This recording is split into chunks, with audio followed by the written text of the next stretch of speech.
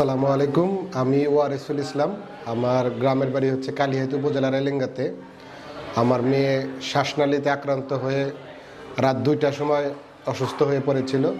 তো সদর হসপিটালে নিয়েছিলাম, সেখান থেকে তারা রেফার করেছিল ঢাকায় শিশু হাসপাতাল কিংবা ইউনিভার্সাল হসপিটালে। কিন্তু ঢাকায় ওই সময় আমার পরিবারের পক্ষ থেকে কাউকে নিয়ে যাওয়ার মতো পরিস্থিতি ছিল না, এবং ঢাকায় যাতায়াত করাটা ওই সময় খুব দুর্ভাগ্য ছিল। তখন ছিল রাত্রি 2টা।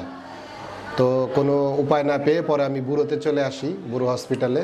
তো এখানকার ডাক্তাররা দেখে প্রাইমারিভাবে আমার মেয়েকে অ্যাডমিশন দেয়, এবং ইনশাল্লাহ আমাদের এখানকার বুড়ো হসপিটালের যে ফখরুল আমিন বাদল স্যার আছেন ডাক্তার, ওনার 2 দিনের নিবিড় পর্যবেক্ষণে এখন আজকে মোটামুটি অনেক সুস্থ হয়ে গেছে। আজকে ওনাকে ছুটি দিয়ে যাবে।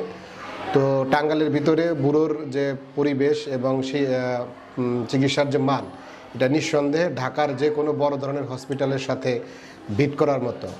তো এখানকার চিকিৎসা সেবার মান অনেক ভালো। আমি নিজে খুব সন্তুষ্ট তো যে আমার মেয়ের এই শ্বাসনালীর ইনফেকশন মাত্র 3 দিনের ট্রিটমেন্টে এখন অনেক বেটার পজিশনে আছে।